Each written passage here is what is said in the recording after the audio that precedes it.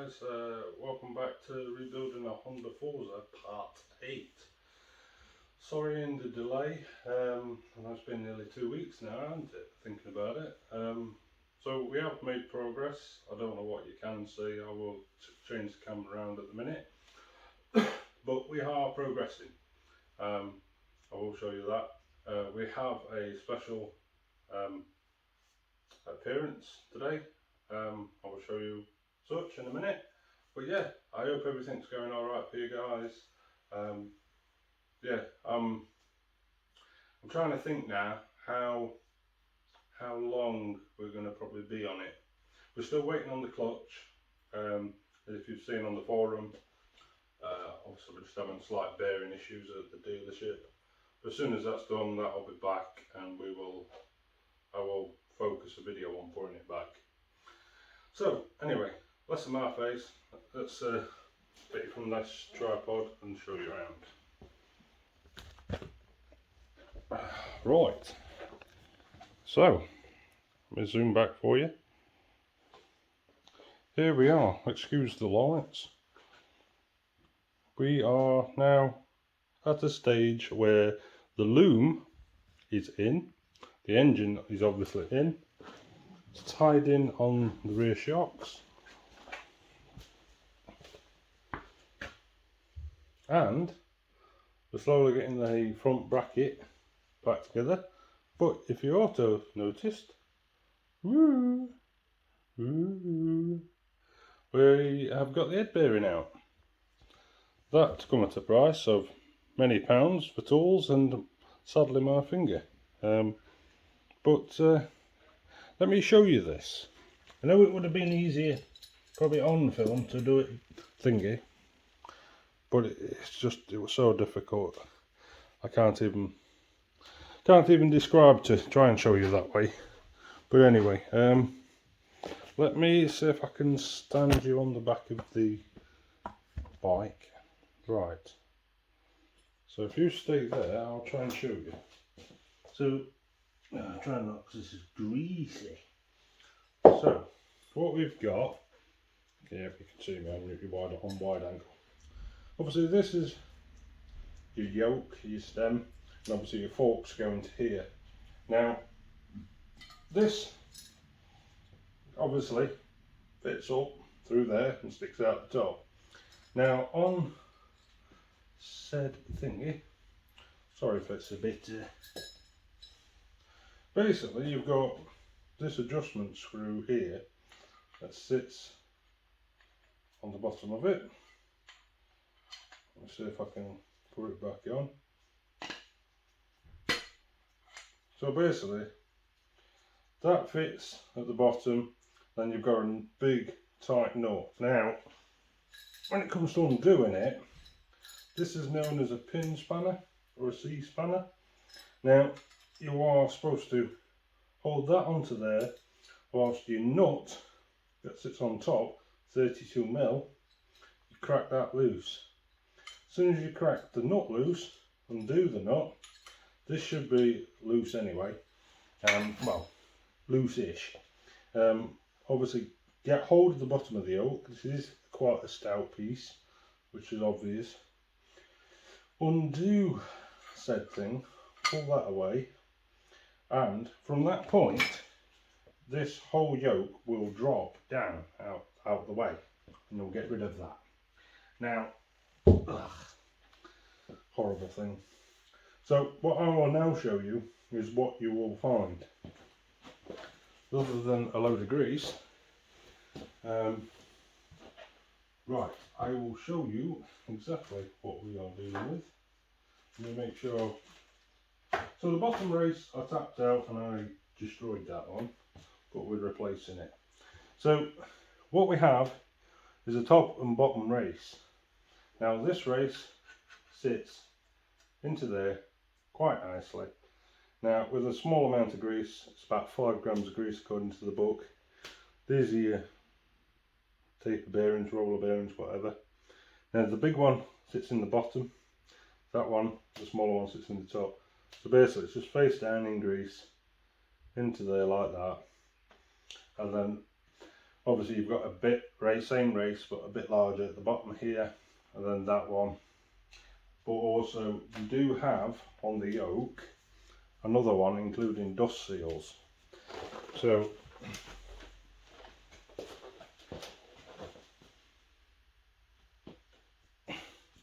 firstly you've got another race here, and you've got another little ball bearing that sits on there.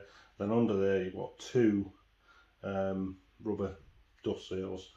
And looking at the book, it says you can try and split this one away quite easy with a sharp file or an implement and break it away and lift it away. And then obviously it's just sort of reverse process.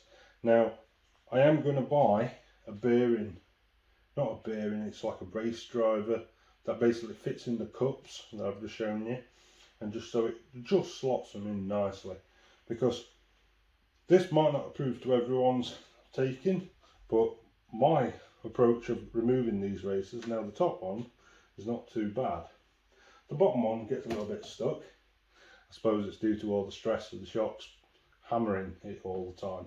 But basically, you've got this great, what, 5 kilo weapon, as I would call it. Basically, I mean, I did notice the nut was a little bit tight to do it.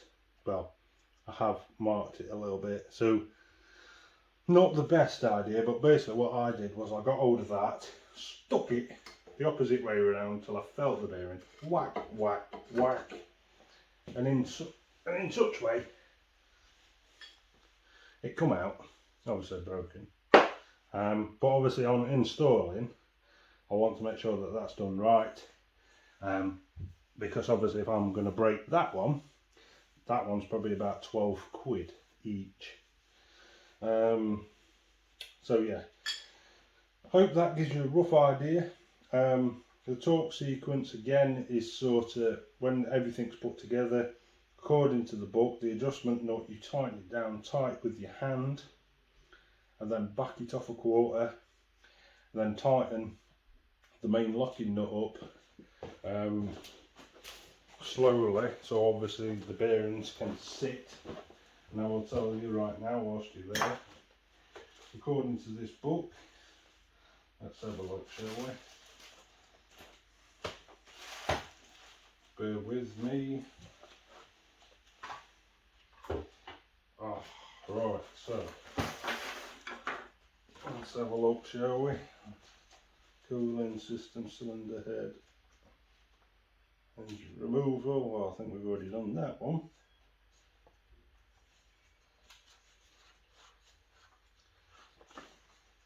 The long awaited wait. So here we are.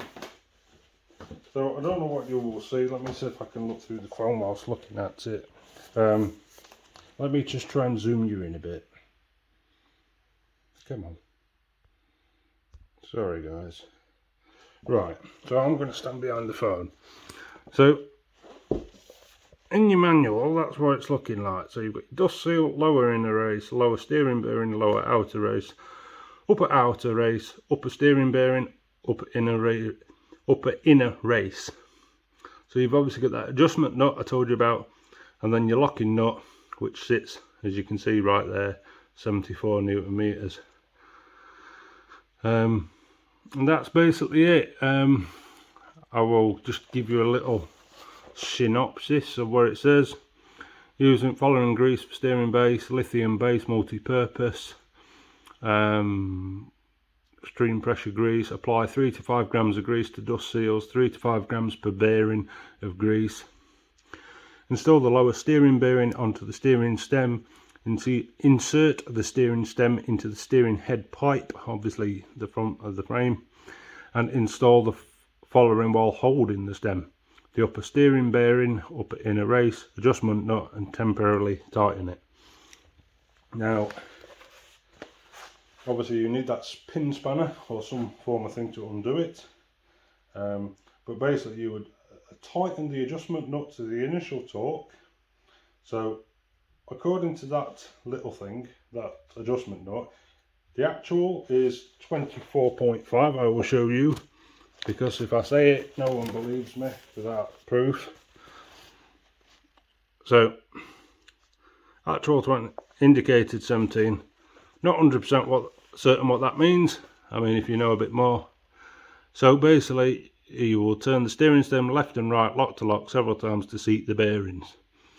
Then, come on, adjust. Trying to stare at everything else other than the book. Then loosen the adjustment nut fully and finger tighten all the way while supporting the steering stem. So basically, you're tightening it to seat the bearings, then you're cracking it off till it's finger tight. Turn the adjustment counterclockwise 45 degrees. Then you will install your lock nut, trying to focus on other things again. Tighten the lock nut whilst holding the adjustment nut with the pin spanner to the specified torque, i.e. 74 Newton meters. Now, that hopefully will give you an idea how the head bearing comes out and goes back together.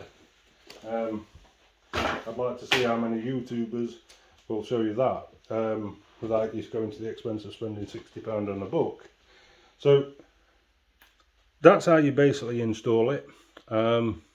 Pretty straightforward, really. Now, the one thing I will talk about, let me just turn around. So, the one thing I found, guys, with it is the stem at the top, this bit here, I had great difficulty buying the tools to really try and take it off. I know it sounds crazy, but it's honestly, it's like Honda don't want you to touch that. They want you to take that to the garage. They want you to spend £800 on said thing. So, I mean, if I can see them, I will show you. I mean, the one thing I have been realising recently with this rebuild is the amount of money it's costing me just in small little tools.